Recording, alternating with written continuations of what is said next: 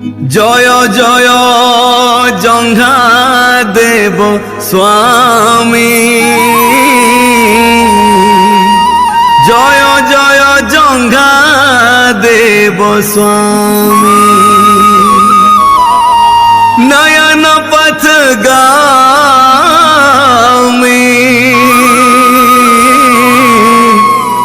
भवतु में भवतु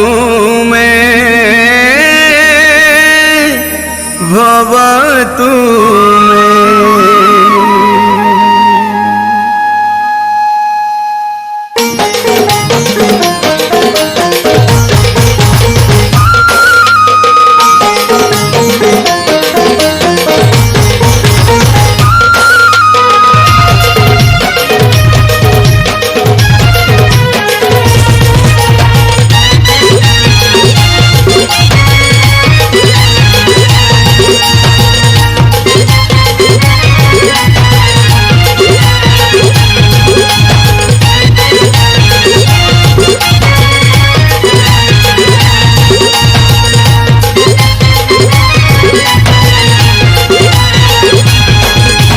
देवाय नमः लिंगा देवाय नमः, जंगा देवाय नमः लिंगा देवाय नमः।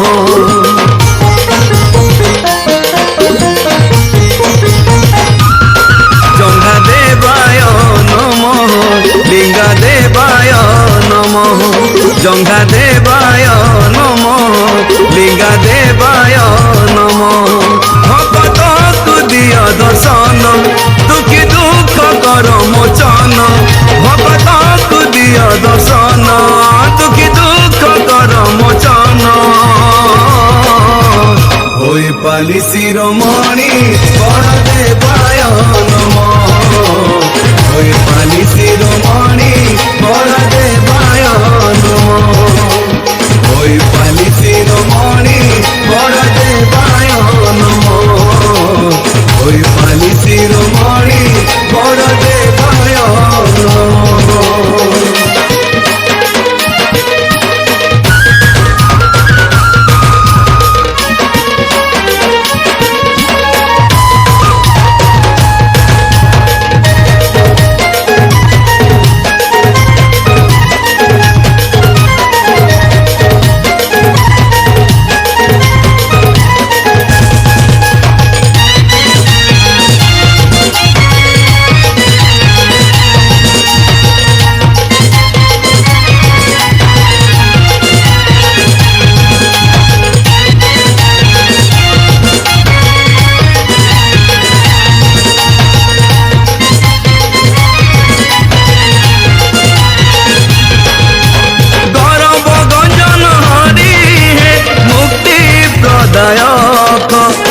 भक्त वत्सल हरि हे गोंड गणनायक,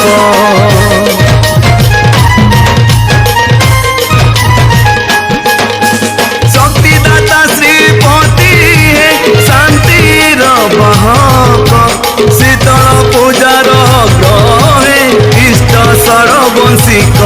भक्त को दिया दर्शन दुखी दुख कर मोचन, भक्त को दिया दर्शन दुखी दुख कर मोचन। होई पाली शिरोमणि बड़ देवाय नमः, होई पाली शिरोमणि बड़ देवाय नमः, होई पाली शिरोमणि बड़ देवाय नमः, होई पाली शिरोमणि बड़ देवाय